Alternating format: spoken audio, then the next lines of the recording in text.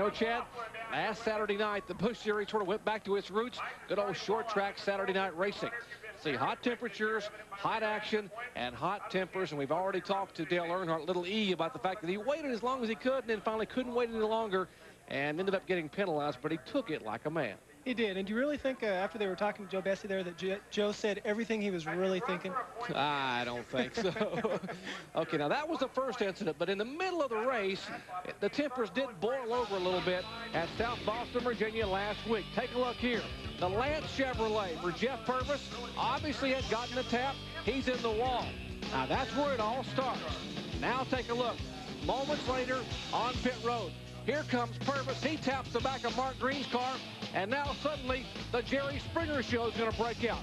What a melee. Yeah, now what we didn't get to see is the 37 car in the 4 got into it on the racetrack for several laps. Jeff Purvis was obviously very upset. He comes in here, they start throwing fists, fighting, getting on top of each other. It was crazy in there. I tell you what, NASCAR levied some stiff fines as a result of this. We don't need this for our sport. Someone's going to get hurt, and I think drivers and crew members will think twice before this happens again. I think this must have affected Purvis's vision. He goes after a guy that's about double his size. Come on, Jeff, cool down a little bit. Well, the upshot of all this was that Purvis was suspended for 4 weeks and fined $5,000. He appealed that fine, and yesterday we were told that they had upheld the 4-week suspension and doubled the fine to $10,000. So if I'm Jeff Purvis, I don't appeal it anymore. That's going to get a little costly. Think about the 4-week suspension, though.